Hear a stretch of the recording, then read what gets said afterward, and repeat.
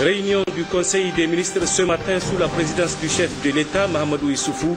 Dans quelques instants, les délibérations qui ont sanctionné ce Conseil. La phase opérationnelle de la reprise du barrage de Kandaji en 2015 au centre d'une rencontre ce matin à Niamey entre le ministre d'État, ministre du Plan et les partenaires techniques et financiers du programme. Les États-Unis viennent de faire un don de 6 véhicules 4x4 et divers équipements en appui à la police nationale dans le cadre de la lutte contre le terrorisme. Mesdames, Messieurs, bonsoir. Merci de suivre cette édition. Le Conseil des ministres s'est donc réuni ce jour, vendredi 14 novembre 2014, dans la salle habituelle des délibérations sous la présidence de Mahamadou Issoufou, président de la République, président du Conseil des ministres. Après examen des points inscrits à l'ordre du jour, le Conseil a pris les décisions suivantes. Hamsatou Mahamadou. Au titre du ministère des Affaires étrangères, de la coopération, de l'intégration africaine et des Nigériens à l'extérieur, le Conseil des ministres a examiné et adopté le projet de loi autorisant la ratification de la convention de crédit AFD numéro CNE 1157-01R entre la République du Niger et l'Agence française de développement AFD signée le 18 juillet 2014 à Niamey, Niger. La convention de crédit, objet du présent projet de loi, d'un montant total maximum en principal de 30 millions d'euros, soit 19 milliards 678 710 000 francs CFA, est destinée au financement partiel du projet d'extension des réseaux de distribution d'électricité. Ce projet permettra l'électrification de 14 nouveaux quartiers de la ville de Niamey, le raccordement au réseau existant des villes de Gouré, Oualam et Tintabaradin et l'accès à l'électricité à une trentaine de chefs-lieux de communes rurales et 70 villages. Cette convention de crédit entre la catégorie des accords visés par l'article 169 de la Constitution, dont la ratification ne peut intervenir qu'après l'adoption préalable d'une loi d'autorisation par l'Assemblée nationale. Ce projet de loi sera transmis à l'Assemblée nationale pour adoption. Au titre du ministère des Mines et du Développement industriel, le Conseil des ministres a examiné et adopté le projet de décret accordant le bénéfice des avantages du Code des investissements à la société Hôtel Royal Continental pour la construction et l'équipement d'un hôtel 4 étoiles de 198 chambres à Niamey Plateau 1. Le présent projet de décret a pour objet d'accorder le bénéfice des avantages du régime conventionnel du Code des investissements à la société Hôtel Royal Continental pour la construction et l'équipement d'un hôtel 4 étoiles de 198 chambres à Niamey.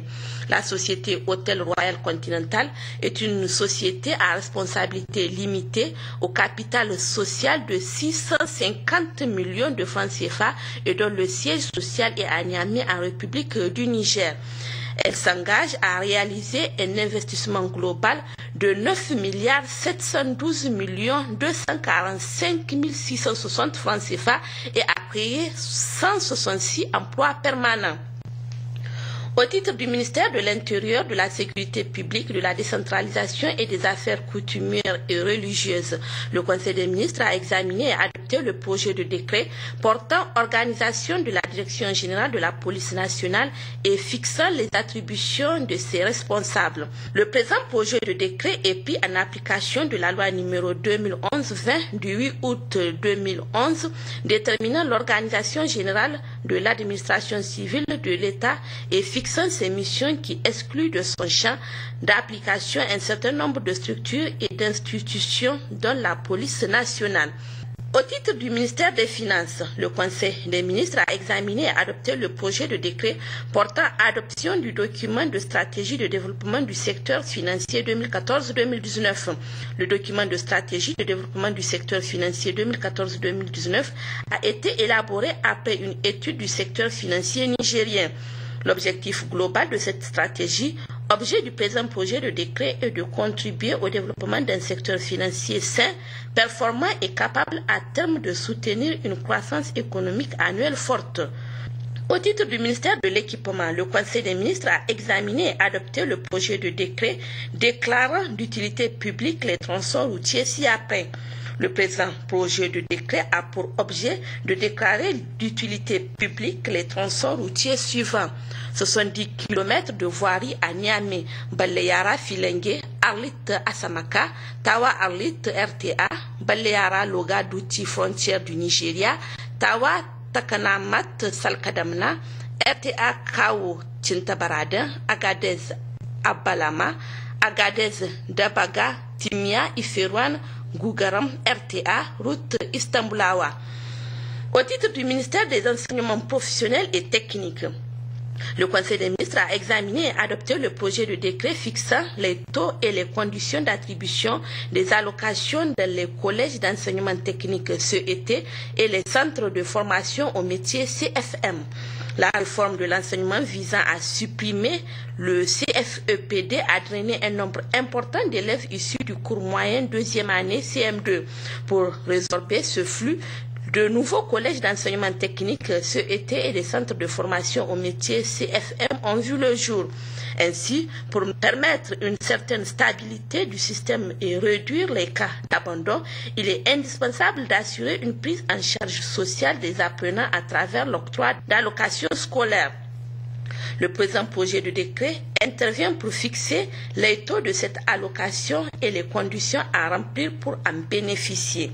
Au titre du ministère de l'Emploi, du Travail et de la Sécurité sociale, le Conseil des ministres a examiné et adopté le projet de décret déterminant les primes, les indemnités et les autres avantages alloués aux membres de la Commission nationale des élections professionnelles CONEP et ses démembrements. Le présent projet de décret a pour objet de déterminer les primes, les indemnités et les autres avantages alloués aux membres de la Commission nationale des élections professionnelles CONEP et ses démembrements.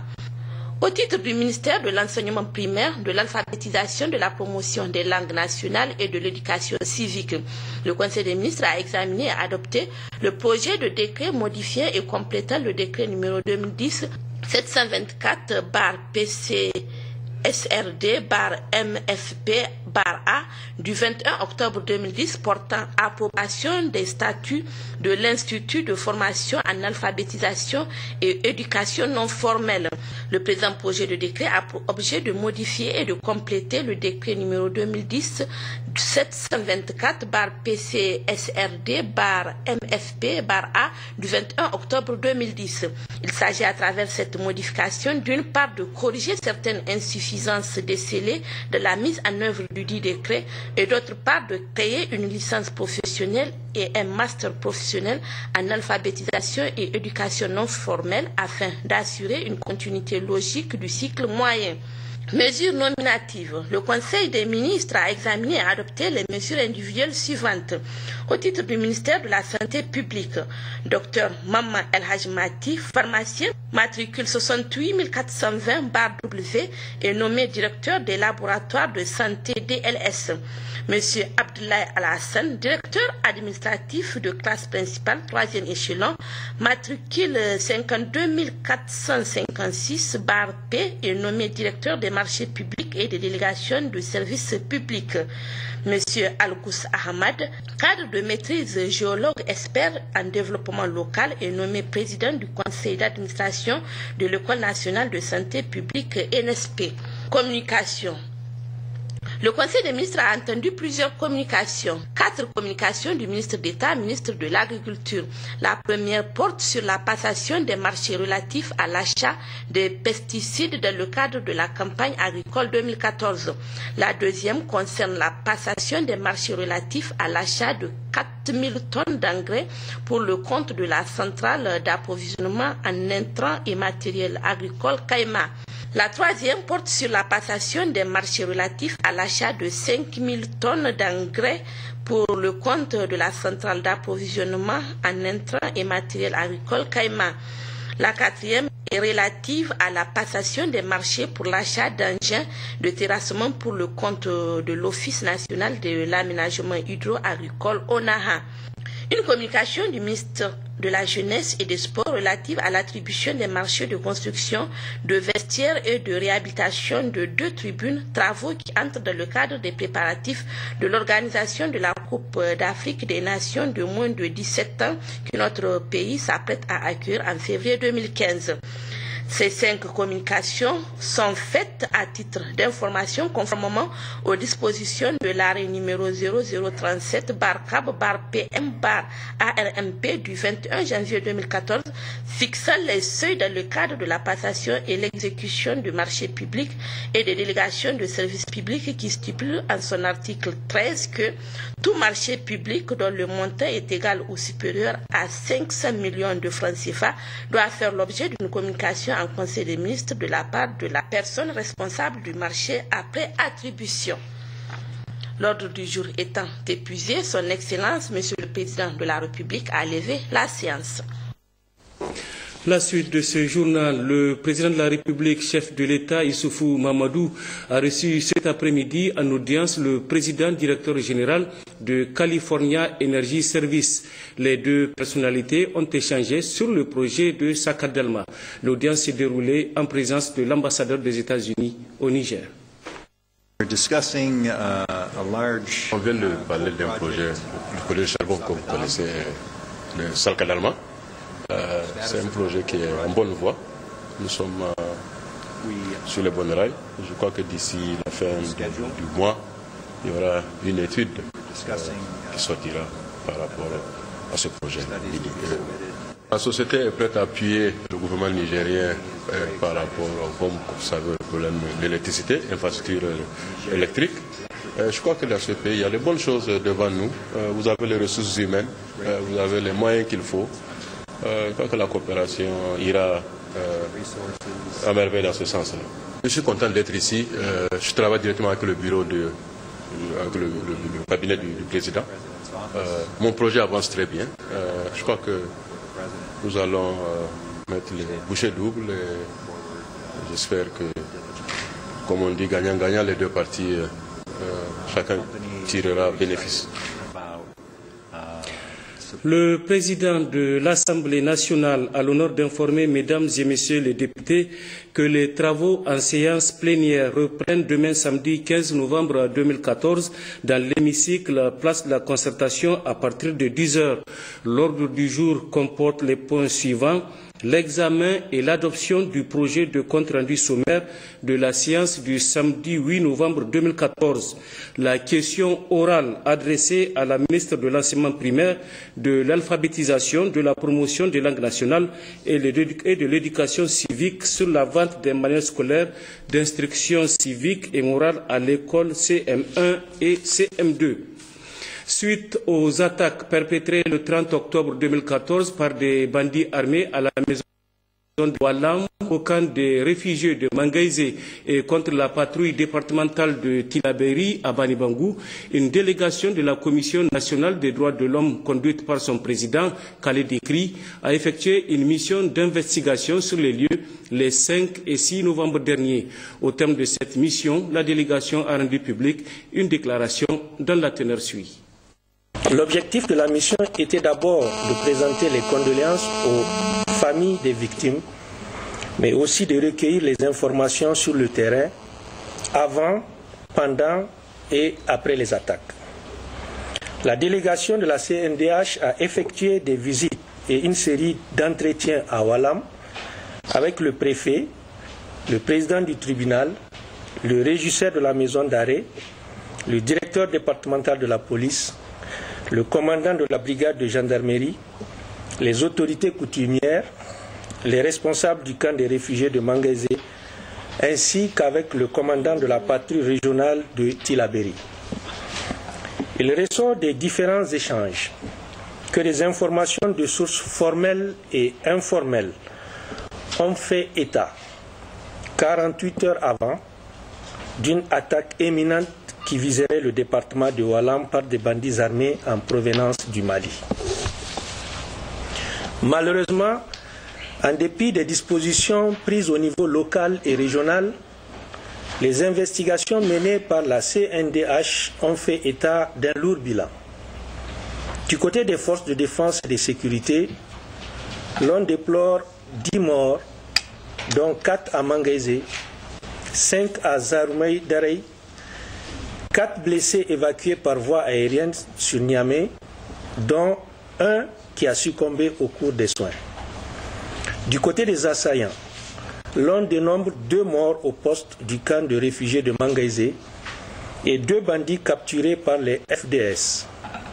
Les assaillants ont également emporté des armes et munitions de la maison d'arrêt de Walam, détruit un véhicule, 2 motos et emporté une quantité de vivres du camp des réfugiés. Du côté de la population civile, il y a eu 2 morts dans le village de Talague situé à quelques kilomètres de Tondu-Kiwindi.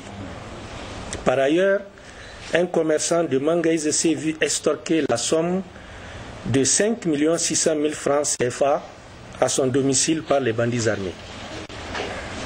Ainsi, conformément à l'article 21 de la loi 2012-44 du 24 août 2012 portant attribution, organisation et composition de la Commission nationale des droits humains, la CNDH fait les constats et formule les recommandations ci-après.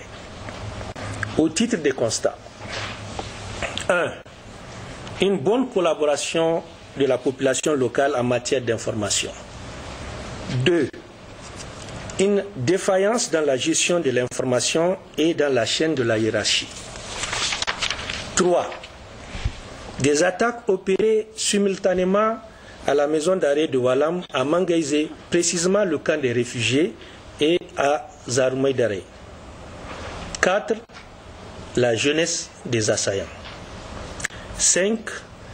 La porosité des frontières Niger-Mali. 6.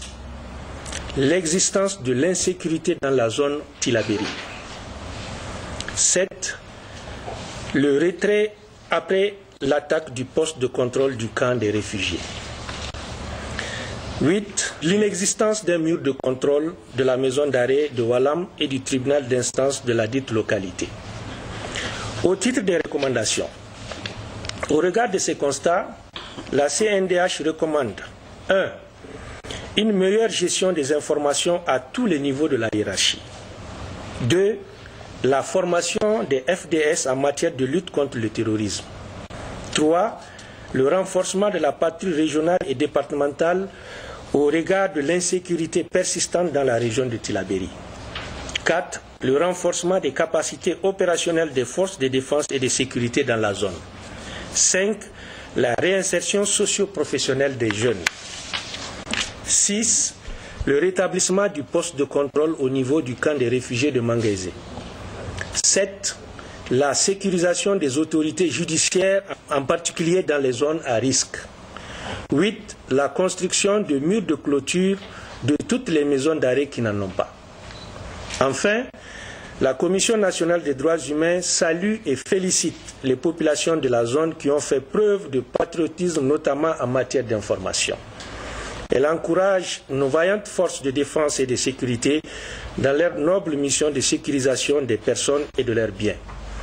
La CNDH demande à la communauté internationale d'accompagner les efforts du gouvernement nigérien dans sa lutte contre toute forme de violence attentatoire aux droits humains. Enfin, la CNDH transmettra un rapport détaillé aux autorités gouvernementales pour dispositions urgentes et utiles à prendre. Après leur mission d'une semaine au Niger, les partenaires techniques et financiers du programme Kandaji, à savoir la Banque mondiale, la BAD, la BOAD, la BID et l'AFD, ont rencontré hier soir le ministre d'État en charge du plan Amadou Boubacar Sissé. Cette importante rencontre confirme le plein engagement des partenaires techniques et financiers et l'entrée dans la phase véritablement opérationnelle de la reprise des travaux du barrage de Kandaji prévue en 2015. Gérard Ablaziz. Après une semaine d'intenses travaux qui ont permis à la mission conjointe des partenaires techniques et financiers au ministère du Plan de mettre à plat l'intégralité du projet Kandaji et de faire le point sur l'ensemble des activités à mener dans ce cadre, une rencontre a regroupé l'ensemble des parties prenantes autour du ministre d'État en charge du plan pour un recadrage des différentes interventions des partenaires. L'intégralité du plan de financement est peut-être considérée désormais comme bouclée. Pour l'essentiel, il s'agit de près de 500 milliards de francs CFA qui constituent l'essentiel des besoins pour la réalisation du génie civil du barrage de la centrale électrique, des travaux de transport de lignes électriques, ainsi que des questions relatives à l'irrigation et au déplacement des populations. Nous pouvons effectivement faire le constat que les objectifs visés ont été atteints. Nous avons effectivement constaté qu'il y avait un certain nombre de problèmes liés aux mécanismes mis en place dans les questions relatives à la coordination, et que d'une façon générale, s'il y a eu des progrès dans l'amélioration de la coordination des partenaires techniques et financiers dans le cadre de leur intervention sur ce projet, on constate tout de même qu'il y a un certain nombre de problèmes qui restent à résoudre. Et nous avons, je crois, identifié un certain nombre de pistes qui permettront assez rapidement, nous l'espérons, de régler ce problème. Nous sommes en particulier arrivés à la conclusion qu'il faudra créer un cadre plus restreint avec une lettre de cadrage qui précise les modalités de cette coordination pour éviter donc des accumulations de retard. La mission d'une semaine et la présente rencontre ont permis aux partenaires techniques et financiers de s'engager pleinement pour l'aboutissement du barrage de Kandaji. Nous sommes aujourd'hui sur la bonne voie, nous sommes sur la bonne orbite et l'année 2015 sera l'année opérationnelle. Nous allons voir tous ces prestataires de services en place et nous souhaiterons voir la construction de ce barrage se concrétiser. Il faut savoir que le déplacement des populations est vraiment l'un des plus gros défis de ce programme de Kandaji. Il s'agit de déplacer environ 40 000 personnes. Et pour vous donner un exemple, c'est en ce moment l'un des plus gros dossiers de réinstallation de la Banque mondiale de façon globale. Et nous restons donc vraiment prêts à accompagner le gouvernement du Niger dans ce processus au bénéfice de tous les Nigériens.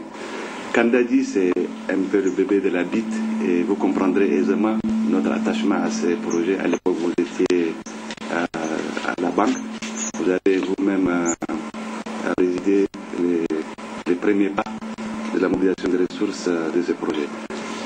Soyez rassurés, la Banque islamique de développement restera toujours aux côtés du gouvernement pour faire aboutir ce programme qui est pour nous un projet irréversible. Le progrès est une réalité et le processus est irréversible.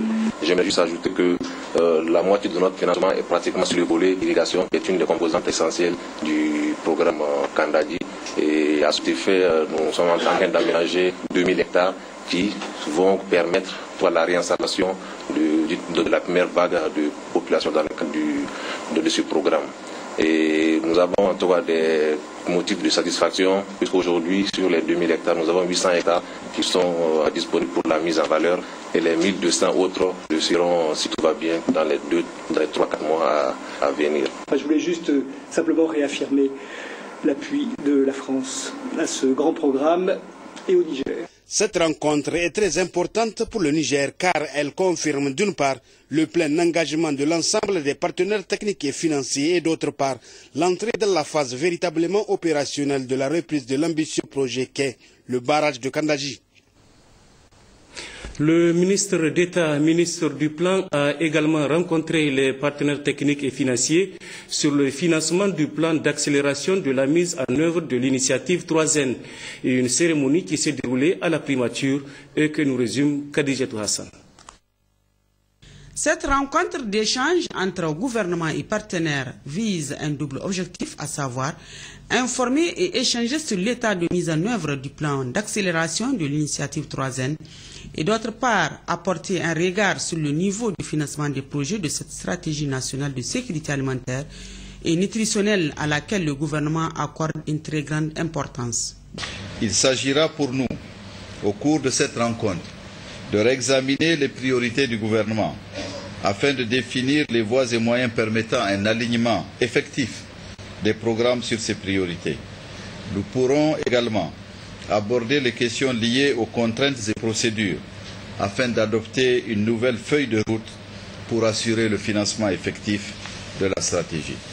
Cette réunion doit nous permettre d'engager un dialogue fructueux entre le gouvernement et les partenaires techniques et financiers sur les points suivants. Premièrement, définir les modalités pour améliorer fortement la consommation des crédits disponibles. Deuxièmement, faire des réajustements au niveau des programmations des projets et programmes pour l'année 2015, afin d'aligner les activités prévues aux priorités du plan d'accélération de l'initiative 3N. Troisièmement, examiner les possibilités de financement additionnel pour les activités ne pouvant pas trouver suffisamment de financement dans le cadre des deux options ci-dessus. Il faut souligner qu'après 2 années de mise en œuvre, le plan d'investissement prioritaire de l'initiative 3N a enregistré des résultats encourageants dans tous les programmes. Néanmoins, plusieurs objectifs sont fixés à l'horizon 2015, précise le ministre d'État, ministre du Plan, Amadou Boubacar Sissi.